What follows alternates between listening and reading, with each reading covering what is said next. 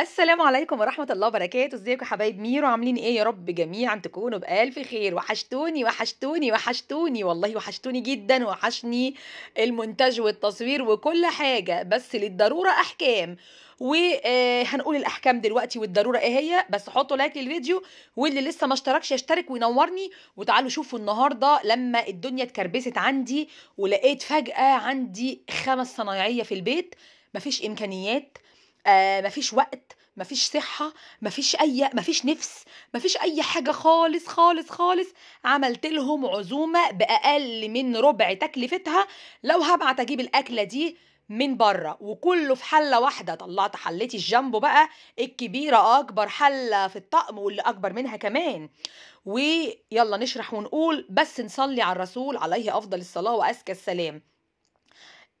هنعمل ايه يا ميرو؟ هنعمل كشري في حله واحده، بس بتكات وتركات لازم تعرفيها لو هتعملي كميه كبيره. مبدئيا معايا كميه كبيره، هقول لكم على الكميات دلوقتي، وهقول لكم كمان الكميه دي كلها طلعت كام طبق.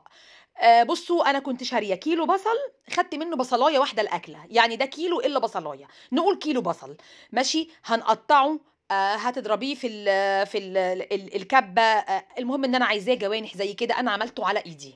خلاص، انجزت كده في الانجاز وقطعتهم، ما خدوش وقت خالص، وبسم الله ما شاء الله. بس اول ما تقطعي الشرايح بتاعتك فككيها من بعضها كده. تمام، فككته من بعضه، ورحت بقى طلعت اكبر حله عشان تنجز معايا. وهقول لك ازاي الكشري ده هتعمليه كله في حله واحده، مش هتوسخي مواعين، هتنجزي في ربع ساعه ومن غير ما يعجن منك، وهيبقى مفلفل وتحفه. معايا نص لتر زيت، نص لتر زيت يا مين، نص لتر زيت، لان الكميه كبيره ما شاء الله. الحله دي كبيره جدا، مقاس حاجه و30 35 تقريبا. خلاص، هنزل اول حاجه هعملها هي التقليه. والبصل غالي، ويا سلام يا ويلي، انا جايباه النهارده من اكتوبر ب 50 جنيه. فمعرفش البصل وصل كام بره، بس هو ب 50 جنيه والله البصل. هشوح البصل بتاعي وانا بعمل احلى تقليه كشري من غير لا اضيف للبصل لا دقيق ولا نشا. خلاص، نقع كيلو الا ربع من العدس الابو جبه، نقعاه بميه سخنه كده شويه.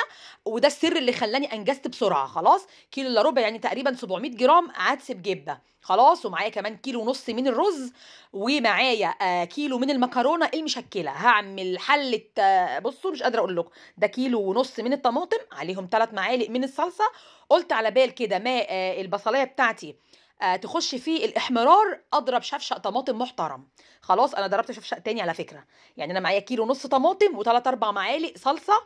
يعني اخدت بتاع ربع البرطمان. هعمل حله صلصه كبيره جدا. خلاص، اهو هطلع بقى البصل بتاعي. ومهما تعملي تحمري في بصل، بصوا الحله دي يعني نزل فيها تقريبا كيلو بصل او كيلو الا بصلايه، وباينين شويه قد ايه، لان الحله دي كبيره ما شاء الله جدا. الحله دي بطلعها في العزومات، لما ببقى بعمل مندي، بعمل رز بسمتي، عندي عزومه في رمضان كده، يعني بطلعها للحاجات. هسلق بطتين، الحله دي بتاخد بطتين مرتاحين. تمام، هطلع بقى كميه البصل، والبصل ما يطلعش على ورق مناديل. اي حاجه محمره عايزاها مقرمشه طلعيها على مصفى المونيا. انا عندي هنا مصفى سلك بتاعت القلايه، هطلعها جواها. والبصل هيبقى اول ما يشم الهواء، بصوا هيبقى مقرمش وخطير.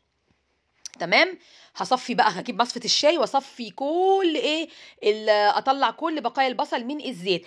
الزيت بتاعي ده هاخد منه معلقتين صغيرين علشان هعمل ايه منهم الصلصة. بس هنركن شوية على جنب لغاية ما اقول لكم هعمل ايه في الزيت ده. انا عندي 3 انواع من المكرونة. عندي مكرونة دي قلم، اللي هي الفرن، بس رفيعه، نازله جديد كده، جميله جدا، هتلاقوها ان شاء الله. مش الفرن العاديه اللي بنعمل بيها المكرونه بشاميل، لا، في نوع ارفع منها شويه.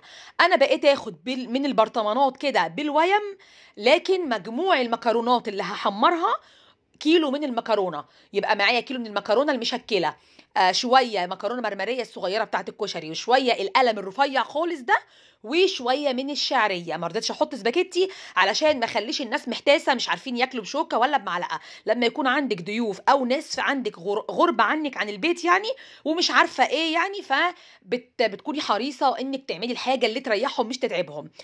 المعلقتين اللي خدتهم من التقليه بتاعت او الزيت بقى اللي واخد طعم البصل معايا، هعمل فيهم فصين من التوم، سلايس كده شرايح، وعشان اعمل هنا الصلصه. وايدي في الناحيه التانية انا حطيت بقى الحله كبيره جدا، فقلت احطها على اكبر عين اللي هي اللي في النص دي، العين الخامسه. والثوم بتاعك وهو لسه مبيض بس تشمي ريحته مع الزيت كده، بطفيه بمعلقتين كبار من الخل.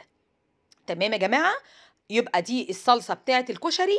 هنطفيها. هنعمل النهارده حاجه الكشري كلها، هعمل لهم دقه وهعمل لهم شطه زيت. لا ده انا هدلعهم اخر دلع. كان ختموها مسك بقى، كان اخر يوم في شغل الصنايعيه وهم طلبوا الكشري. يعني هم كانوا طالبين كشري من بره، قلت لهم طب ايه رايكم لما يا مدام مش عايزين نتعبك وشايفين الدنيا عندك مقلوبه، قلت لهم لا هعمل لكم كشري وهتحلفوا ان عمركم ما اكلتوا كشري بالجمال ده والله وقد كان. بصوا حبايبي، كشري الحله الواحده الرك فيه العمل بتاعه عشان يطلع بيرفكت منك وحلو ويحلفوا بجماله، لازم كل حاجه تاخد حقها في التشويح كويس. بصوا المكرونه بقى لونها ذهبي ازاي. اخر نوع بنزل بيه هي الشعريه، لان الشعريه رفيعه وبتتحمر بسرعه، ما ينفعش تنزلي بيها من البدايه. خلاص. كيلو الا ربع العدس بتاعي بعد ما اتنقع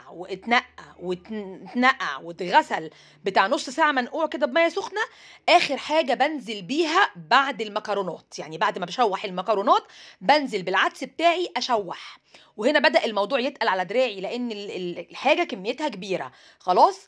تشوحي بقى كويس جدا. تخيلي كل الحاجات اللي بتشوحيها دي اخده طعم البصل اللي في الزيت. خطيرة خطيرة خطيرة. كان معايا كيلو ونص او نقول 7 كوبايات كبار او 8 كوبايات كبار من الرز المصري. والنهارده مش هستعمل ابدا ابدا كوبايه ولا معيار وانا بعير العقد بتاع الميه بتاع الرز الحله الكبيره دي، لاني انا مش عارفه. انا كنت بحط بالويم، يعني ما شاء الله كنت بنزل كده من البرطمانات، لكن هو اللي عارفه وزنه الرز والعدس، اما الباقي مش عارفه. فخلاص هنقول بس الاول البهارات. هنحط ملح وهنحط فلفل اسمر وهحط كمان كمون. عايزه تحطي كزبره ناشفه حطي. خلاص. لكن انا استكفيت بملح وفلفل وكمون. وشوحي كويس جدا، غلفي المكونات بتاعتك كلها.